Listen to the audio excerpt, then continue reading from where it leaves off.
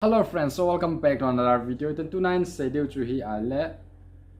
question video ho an thil na hin to ho chu ka hin reply then example a thil na thum ho chu ka hin say den number ka ngai chai na ti ho chu number on chu ka hin say din hi chu bula ko na zone again hin ngai pun la channel a tha ne lung sit and like share subscribe in bol video you know ka hin te ki par masang comment chu la bo ngai hin ki pan ka video ho bula ko na zone again ne hin ngai pin hin web page ki pa thu ka hin say na channel a tha ne le lung sit and like share subscribe in bol video you know en tiam ve direct panatin ama sa pena hi account kana ki hona number ka pi chu amang tan tua number tha ka choi pa to hin iti link ka bol de ham ole benga ka chi ngai ham ole phona ko na link ki bol thei de ham ka het no me tina bank account mong hi official thil hin na official thil online na bol thei hin I want to tu an say pen pa number ho hi aji chu privacy thil hena number a kona chu min thil dang bol the na ji a chu ip bol ham tila bank hen ama ho hen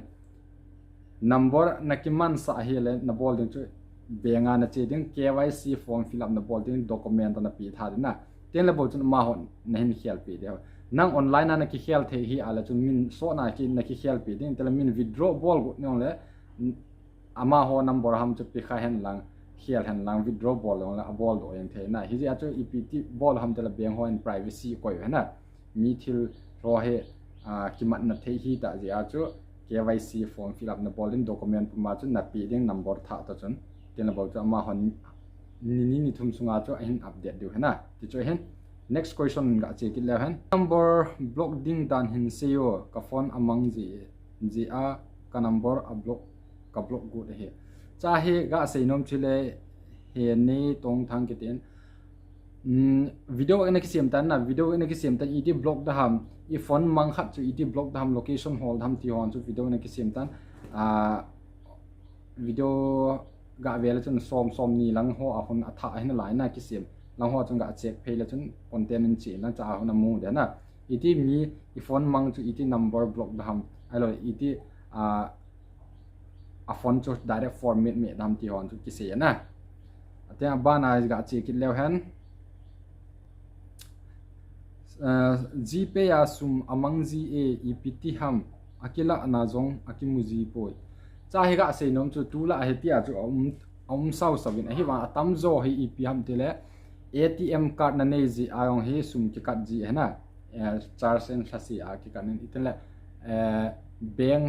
na bank a sum ni iza nam khat sum bean uma hele cha hi minus ball na sum no koi ten le jani zakhat jani jathum ti a cha minus sum che ji a ji chu benga sum na koi lo ji a chu akat ji na chong chu hen ten kon khat he ti a chu sum amang ji ho ki tiang la amang ji ho chu hi ten le chun wan chu gp a kona navet na le na mu lo de na direct benga na chi a na passbook chu update na bol de bo chun na he de ho ya chu chi ham na sum chun na he hin chu kai ne sa hen ya bana chi ki le han hello bro thil khat nan dong nge 4k subscriber a hi sum iza ho akimuta dem ka heno me ke jong katha ka hin ji in ne le hin se pio cha hi 4k hen lang 10k hen lang 17k hi jong le amin hi how boy how ke piten ase banga cha subscriber in apo poina subscriber apo na chu wana kona 1000 subscriber na nei po wale I macha ho poina chu monetize chi hi monetize na bol the hin cha chu monetize step khat nei ai amian pen has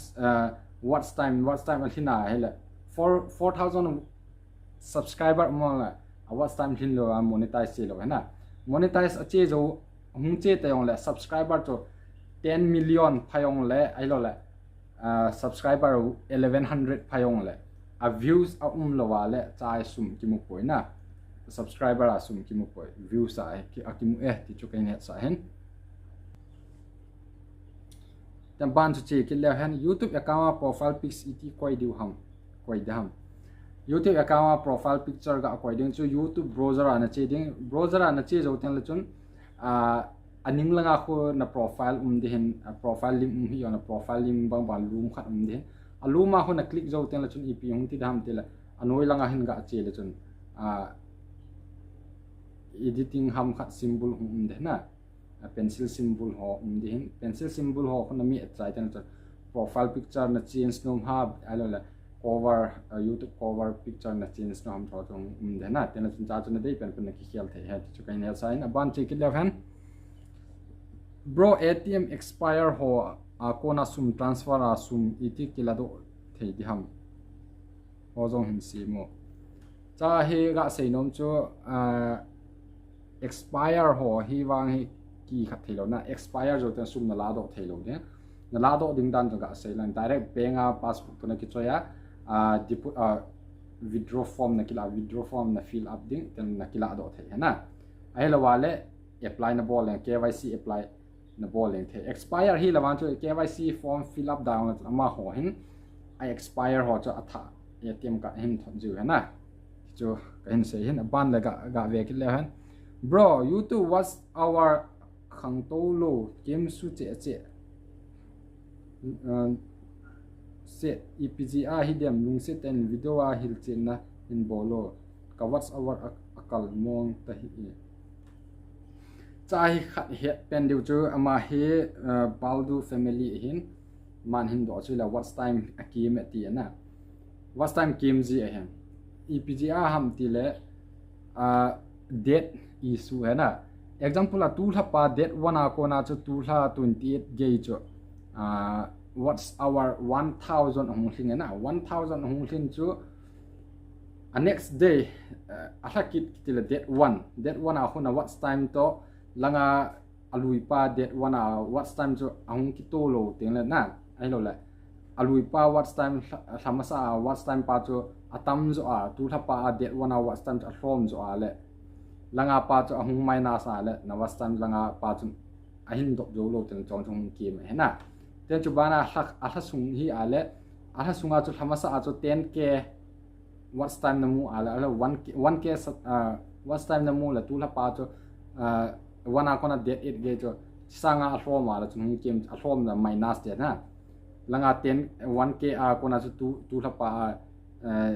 example 500 was time na mula was 500 was time to minus de na ya to minus be a date po hin tu ni date 1 a chu tu la pa date 1 a chu ija na mu a samasa date 1 a chu ija na mu ham te ni chu ki minus de na a date po pa chung ki minus de tang pen wa hi bro na WhatsApp number alon na number ka de ya ti na tam vin na number de ho chun kain sei jan na ki note na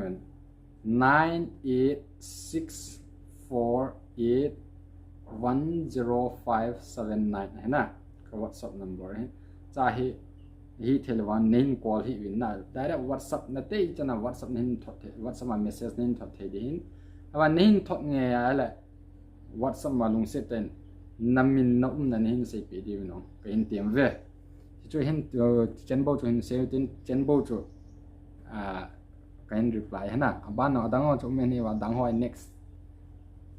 tiang le next episode tiang le bol ta ve bol ling na pa bula ko na zo na ke nin ngai pe nin vet pe jing pa thu gen se pa